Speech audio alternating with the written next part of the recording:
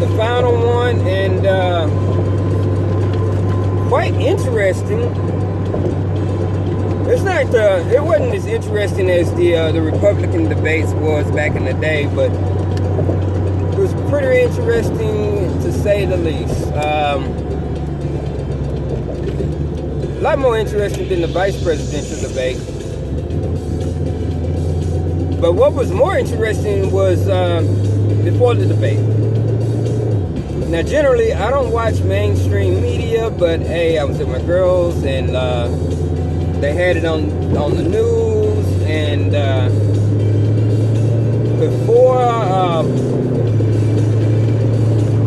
before the debate started, the news was already doing damage control. So the news, first thing they did that I noticed, they started talking about Christian Welker. Uyghur, however you say her name, the debate moderator. They start going on about how she's a straight shooter and she's such a fair lady and all of that. But in actuality, this lady here, her Twitter was full of anti-Trump rhetoric. Family had spent Christmas with the Obamas. They were big-time Democrat donors and activists. So she wasn't a straight shooter, but I will give her props because this woman, as far as a moderator goes, she knocked it out of the park. Even Trump gave her props about how fair she was handling things. So big props to her for doing her job and not being a jerk. She did ask one libtard question in there that I can't think of exactly how she asked it right off. So I'm going to leave that be. But overall, I think she did a great job. This is the way she did it. She would ask Trump a question, then she would ask Biden the same exact question. Or she would ask Biden a question and she would let Trump respond, and she would ask Trump a question and she would let Biden respond to it. She didn't ask Trump a question and then turn around and ask Biden a different question like the rest of the moderators were doing. Well, actually, like Chris Wallace was doing, because the second debate moderator, he didn't get his shot at moderating because he had COVID. And then he got exposed anyway because all the anti-Trump crap was on his Twitter. Then he said his account was hacked, and then later on admitted that it was all him. So, that's all before the debate. Anyways, another thing that I thought was interesting was the polling that they were showing before the debate. Now, a lot of time, what the left would do is they'll demoralize you they'll demoralize you with polls. So what they were doing, they were showing Trump polling from 2016 in the swing states, and then they would show where Biden is polling today to show how far ahead Biden is today compared to what Trump was 3.5 to 4 years ago at the same time. Basically, these polls that they put out in almost every scenario, they're showing that Biden is ahead. You Republicans might as well stay home because Biden's got this wrapped up. But I don't think so. Because the way stuff has been going, if you're a Trump supporter and you're open, your car's getting jacked up. People just saying you're racist. You're getting attacked by Antifa and BLM. People are losing their jobs and stuff. So I believe the silent majority is out there just waiting to strike. Another thing that they did was they went ahead and they brought up the Hunter Biden laptop thing. not really even the laptop thing. They ain't say anything about the laptop. They just brought up the dealings that Hunter Biden was getting some extra money. And they just said, oh, well, it's unsubstantiated. We hear that Russia heard about it and they're trying to amplify the story and trying to use that. They kept on talking about how the Russians were trying to work with another country overseas to interfere with Russia and Iran. We're trying to interfere with the elections again. Basically, it's like more damage control just in case the Democrats lose again. Now, here's the thing. Whether these Russians and Iranians, they send out emails or whatever, they cannot hack the voting machines to go and change your votes. Just like in 2016, they couldn't do it. Let's go ahead and dispel something real quick. The Uranium One deal that Hillary did when she sold 20% of our uranium to the Russians for a large cash donation. Well, a large donation to the Clinton Foundation.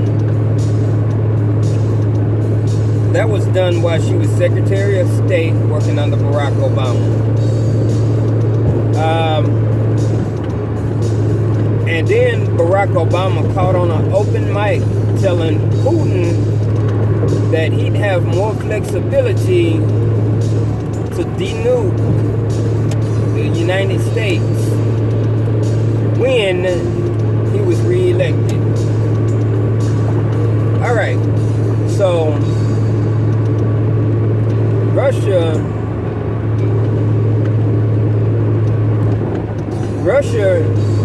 would have had a whole lot of, they would have had a whole lot to gain had the Democrats had gotten in power again. Because you had Barack Obama and Hillary dealing with Russia, right? You had Biden dealing with Ukraine. Remember, Biden is on tape talking about how he got that prosecutor fired, and they wasn't gonna get no money unless they fired him. Biden made that happen. They fired the Ukrainian guy, and the money was exchanged, which is illegal. That's called a quid pro quo. Remember, they were trying to say Trump wanted a quid pro quo, but Trump is on the phone literally saying he didn't want a quid pro quo. Biden actually bragged about it. Yeah, we got him fired. So, that tape is out there. And, I mean, like I said, the tape is out there. They're saying it's unsubstantiated. Trying to make it seem like it didn't happen. So the Russians would have had a whole lot more to gain if Biden wins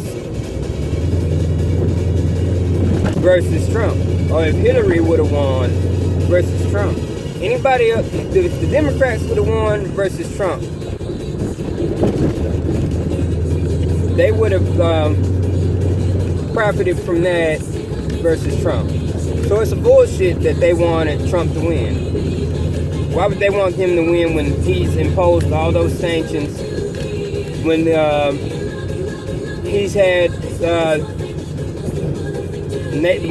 these different countries to go against Russia with the Paris climate control thing. I'm getting tongue-tied myself, guys. Just late.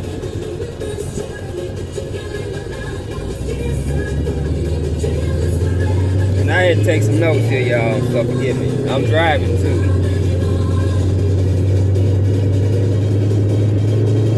Anyway, what else did they sweep under the rug? So, yeah, they didn't bring up the fact that there was a laptop involved in this whole Hunter Biden thing. I'm talking about, this is still before the debate. This is ABC. They didn't bring up that on the laptop child pornography was found. Homemade child pornography at that. Implicating that Joe Biden's son, Hunter Biden, might have been forking some child. So, that's some serious stuff right there. Not only that, the emails with these high officials from the other countries thanking Hunter for introducing them to his dad.